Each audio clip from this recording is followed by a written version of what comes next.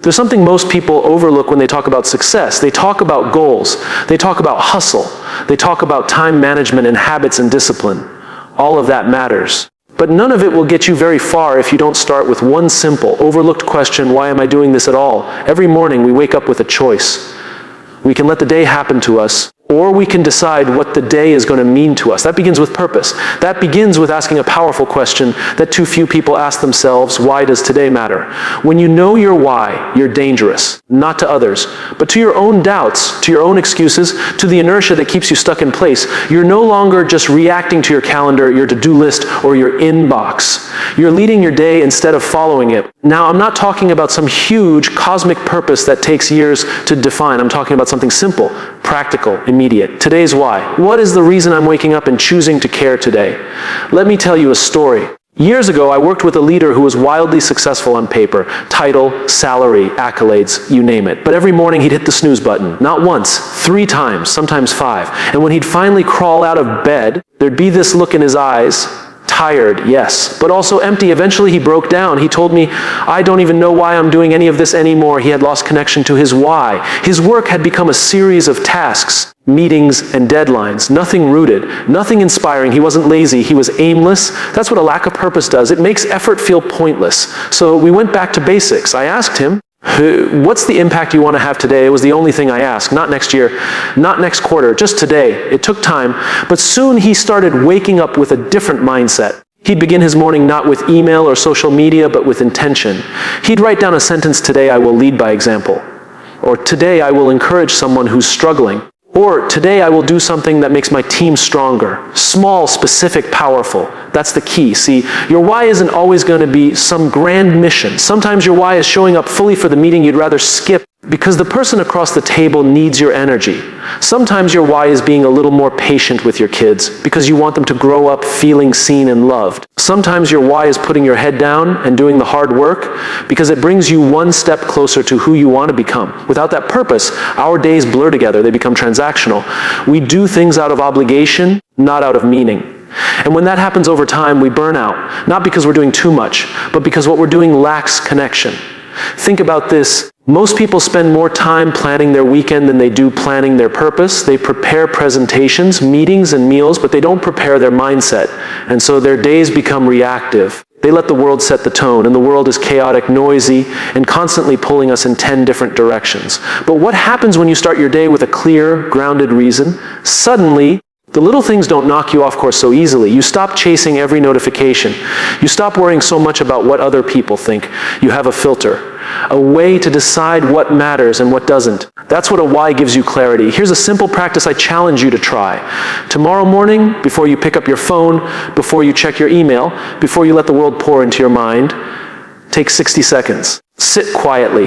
Ask yourself, what kind of impact do I want to have today? Write it down. Say it out loud.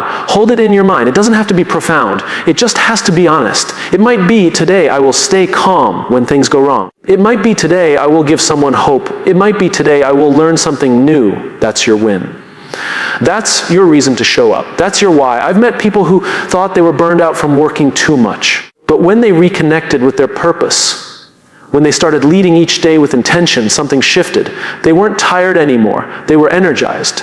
Not because their workload changed, but because they changed. You don't need to change your entire life overnight. You don't need to quit your job or move to a new city. You just need to ask better questions. Questions like, why does this matter to me? Who benefits when I show up fully today? What's the deeper reason behind my routine? When we lead with why, we remember that what we do is not just what we do, it's who we are becoming. Every day becomes a brick in the foundation of the life we're building. And when that foundation is strong, when it's built on purpose, we can weather anything. Challenges don't blarify us. So the next time you wake up feeling tired, overwhelmed, or unmotivated, don't reach for coffee. Don't reach for distraction. Reach for meaning. Start with why. Anchor your day in purpose. And watch how everything else, your attitude, your energy, your results, begins to shift. Because when you know why the day matters, you show up like it does. There's something incredibly powerful about the promises we make. We remember the ones we've made to our teams. We remember the ones we've made to our friends, our families, our partners. We hate letting other people down. But what we don't talk about enough is how often we let ourselves down. quietly, privately, consistently. Think about it. You say you'll wake up early and go for that run. You say you'll start that project this week. You say you'll stop checking your phone every 5 minutes. But when no one's around to notice, it's so easy to push that promise to the side. You justify it. You tell yourself, it's not a big deal, I'll do it tomorrow. And then tomorrow becomes next week. Next week becomes never. And slowly, subtly, you start believing that what you say doesn't matter. But here's the truth. If you can't trust yourself, you'll always struggle to lead others. You'll always feel like an imposter. You'll always be chasing something externally to compensate for what's broken internally. That's why keeping promises to yourself is not about discipline, it's about identity. Every time you follow through on something you told yourself you would do, you're voting for the person you want to become. You're proving to yourself, not anyone else, that your word has weight, that you can rely on you, that you're not waiting to be saved, validated, or motivated. You're in control. And no, it's not always easy. But it's worth it. I once worked with a young entrepreneur, brilliant mind, endless ideas, charming presence. On the outside, people thought he had it all together, but behind the scenes, he was stuck. His business was stalling, his confidence was cracking, and he didn't know why. We sat down and had a raw conversation. I asked him, what's the one promise you keep breaking to yourself? He looked down, took a breath, and said, I keep telling myself I'll finish what I start, but I never do. That moment changed everything. Because once he admitted it, we had something to work with. We didn't start with a productivity tool. We didn't build a new schedule. We started with integrity. He picked one small promise to keep every day, just one. And that small daily win rebuilt his self-respect, brick by brick. People often think they need motivation to take action. But it's actually the other way around. Action builds confidence, repetition builds belief, and belief fuels purpose. Motivation isn't what starts the engine, commitment is. And that commitment must start with you. There's a common trap in leadership. We show up for everyone except ourselves. We run around solving problems, managing fires, meeting deadlines, being available, being helpful, being everything for everyone. But inside, we're exhausted, depleted, running on fumes. You can't pour from an empty cup. And you can't lead others from a place of self-neglect. If you constantly abandon your own needs, your own boundaries, your own promises, you are teaching people that your word is flexible, that you don't matter as much. And over time, you'll start to believe that too. Keeping promises to yourself doesn't mean becoming selfish. It means becoming stable, grounded, trustworthy. Because the moment you start honoring your own word, your energy shifts. You walk into a room differently. You speak differently. You make decisions differently. Not from ego, but from alignment. And alignment is where the magic happens. Let me give you something simple. Tomorrow morning, before the world gets noisy, write down one promise you'll keep today. Just one. It could be, I will drink enough water, or I will be fully present with my kids, or I will spend 20 minutes reading instead of scrolling. Small, clear, actionable. The kind of promise you can keep even when the day gets chaotic. Then do it, no matter what. Follow through. And at night, take a moment to acknowledge yourself for doing what you said you would. That's how you build a pattern. That's how you build trust. Not with big declarations, but with small, invisible victories. The world may never clap for those wins, but your character will. And your character is what people actually follow. We think people are drawn to charisma, but what people are really drawn to, what they trust, is consistency. The kind of consistency that begins when a person has done the hard work of keeping promises to themselves, when their internal world is aligned with their external actions. That's when influence becomes real. That's when leadership becomes meaningful. Because at the end of the day, it's not what you achieve that defines your strength, it's what you uphold. And the first promise worth upholding is your own. Imagine this. If you went 30 days without breaking a single promise to yourself, no matter how small, how would that change you? What would happen to your confidence, your clarity, your energy?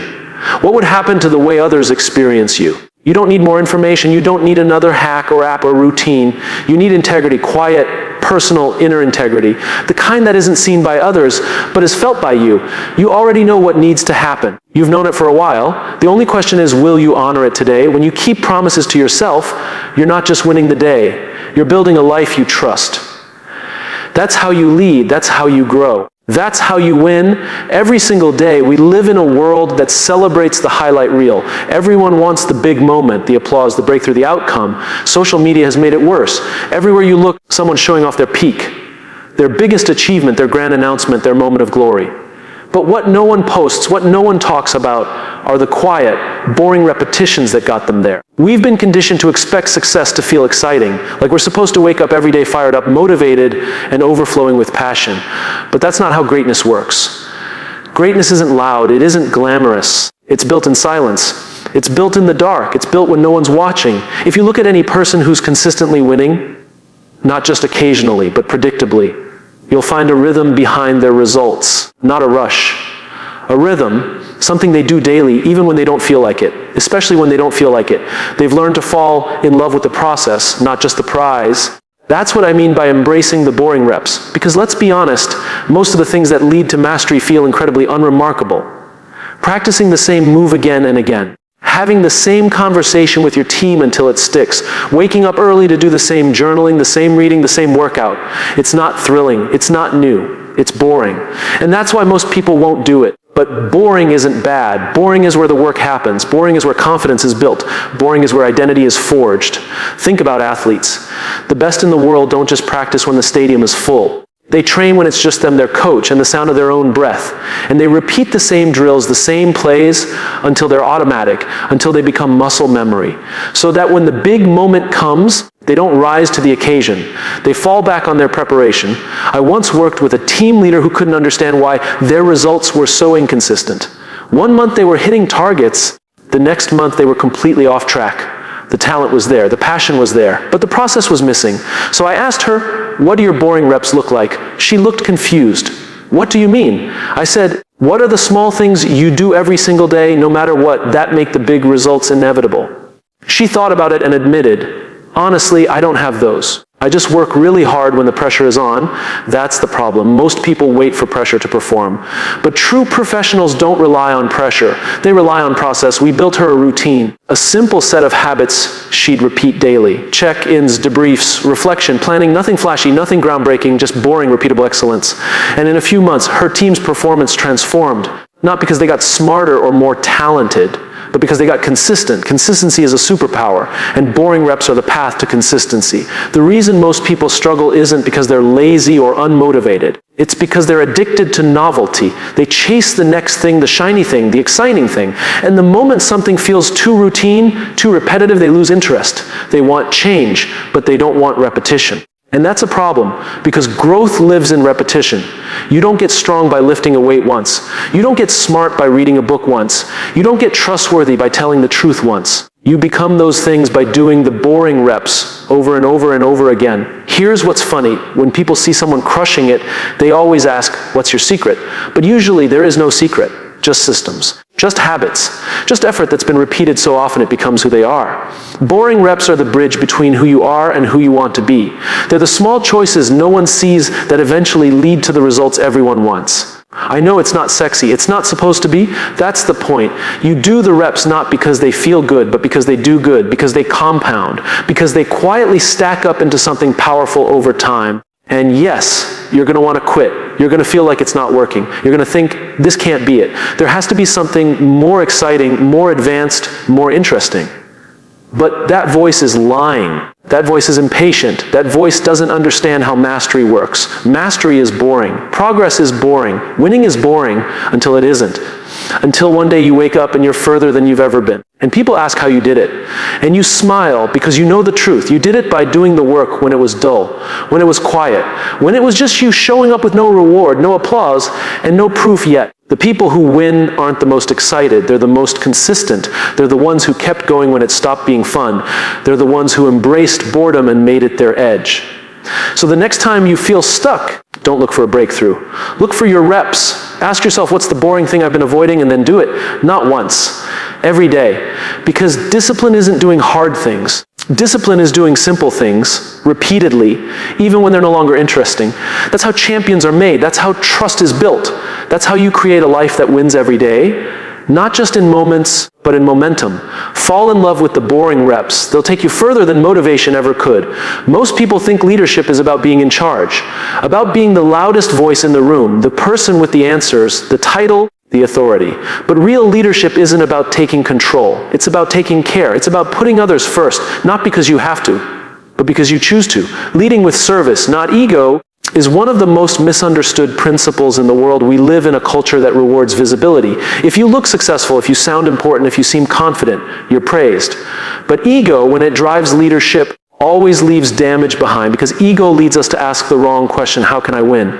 Service leads us to ask the right one, how can I help? There's a fundamental shift that happens when you stop trying to impress people and start trying to impact them. When you stop focusing on being the best in the room and instead focus on bringing out the best in others. That's the shift that separates managers from mentors, bosses from builders, leaders from legends. I remember speaking with a seasoned executive, highly respected, but when you walked into his office, there was no ego, no grand desk, no flexing of titles, no inflated presence. What struck me most was how he listened, fully, attentively, not waiting to speak, not waiting to be right, just present. Afterward, I asked him what his secret was. He smiled and said, I'm not here to be the smartest person in the room. I'm here to make everyone else smarter. That's what service looks like in leadership. It's humility in action.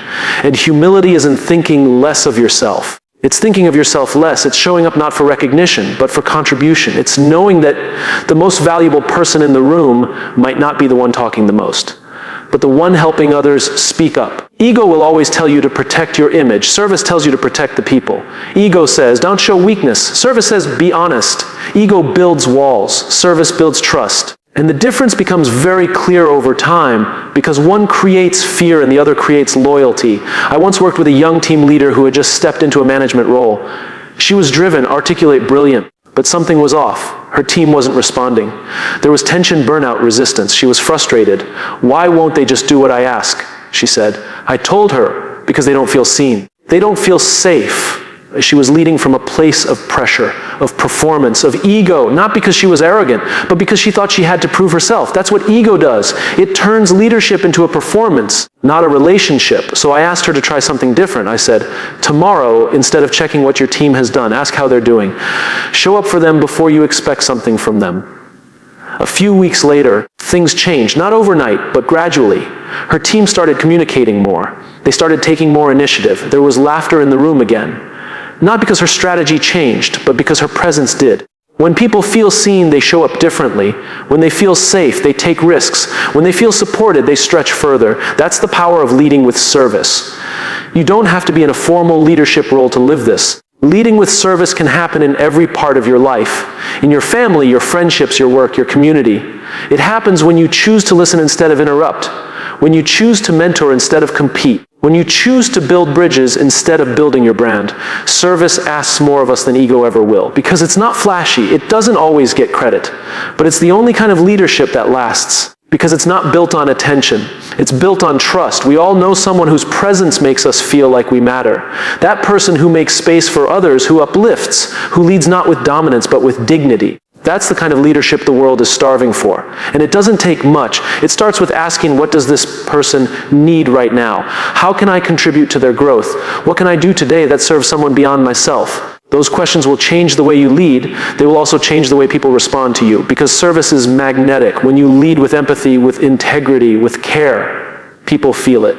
And they don't just follow you, they believe in you, they show up not out of obligation, but out of respect. Ego seeks to be followed. Service seeks to walk with people. Ego needs to be right. Service wants to get it right. Ego demands compliance. Service earns commitment. This is not about being soft. This is about being strong in a way that lifts others. Leadership rooted in service isn't passive, it's powerful, because it builds cultures where people want to belong. Teams that last, relationships that matter, results that are sustainable. And the beautiful irony is this: when you lead with service, you do win. Maybe not in the traditional sense. Maybe not in a way that fills headlines. But you win in the only way that counts. In the loyalty of people, in the trust you build, in the lives you elevate. So the next time you feel that tug to prove something, pause. Ask instead, who can I help right now? Who needs to be seen? What does service look like in this moment? Lead with care. Lead with the mindset that your success will be measured not just by what you achieve, but by what you build in others. Because when you lead with service, the results follow. But more importantly, people follow, not because they have to, but because they want to.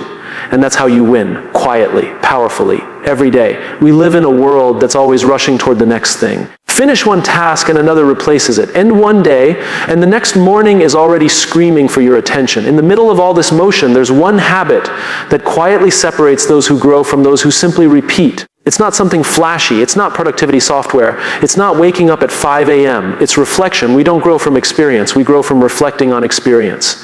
And yet, for most people, The day ends when their energy runs out. They collapse into bed, phone in hand, brain overstimulated, heart unsettled, mind racing through unfinished to-do lists. Then they repeat over and over. But the ones who win, who truly evolve, who show up wiser, more grounded, more focused the next day, they do one simple thing that changes everything. They take a few minutes to ask, what did I learn today? That's it. That's the shift. Not what did I do or how much did I accomplish, but what did I learn? What did this day teach me? Because every day offers us something, a lesson, a pattern, a moment of truth. But if we don't slow down long enough to capture it, we lose it. And what gets lost in silence eventually repeats in chaos. I remember working with someone who was chronically overwhelmed, brilliant, driven, talented, but she was always tired, always buried under the weight of her own ambition. She was doing a lot, but gaining very little. Her work was loud, but her growth was quiet. So I asked her one question: do you ever pause at the end of the day and ask what it all meant? She paused. No, she said, I just try to survive it. That's where most of us are, surviving our days instead of learning from them. But your day isn't just a set of tasks, it's a teacher. And when you slow down to reflect, you allow the day to shape you, not just exhaust you. Some of the most grounded leaders I know have a ritual. It's not complicated. At the end of each day, before bed, they sit quietly and ask themselves 3 things. What did I learn today? Who did I impact today? What am I grateful for today? That's it. Simple questions. But the power is in the consistency. Because over time, those questions build self-awareness. They sharpen your emotional intelligence. They show you not just what you're doing, but who you're becoming. And that's the real purpose of reflection, not to evaluate your performance, but to reconnect with your purpose. I had a mentor who once told me, never let a day end without capturing its wisdom. He didn't mean journaling for an hour. He meant making meaning out of what might otherwise pass unnoticed.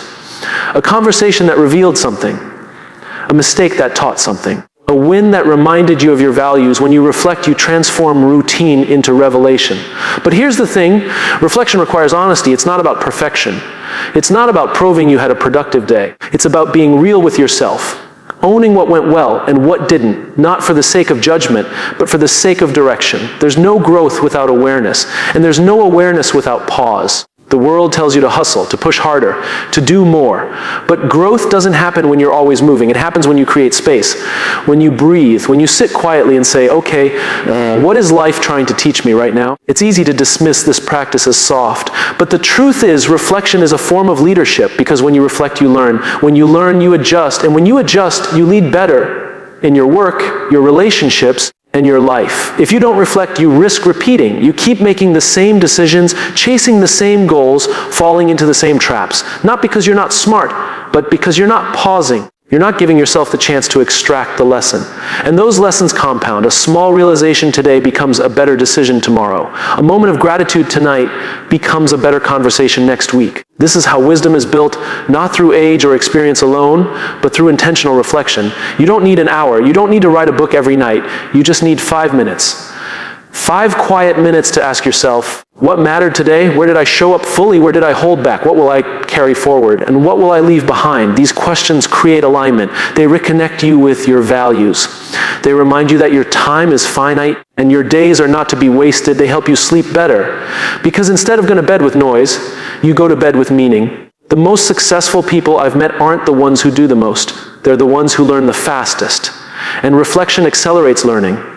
You can't change what you won't face, and you won't face it until you slow down and ask. That's why reflecting before you rest isn't just a productivity hack. It's a leadership principle. It's how you build a life of depth, not just noise. And here's the part no one tells you. Over time, those 5 minutes of reflection become your story. They become the wisdom you pass on.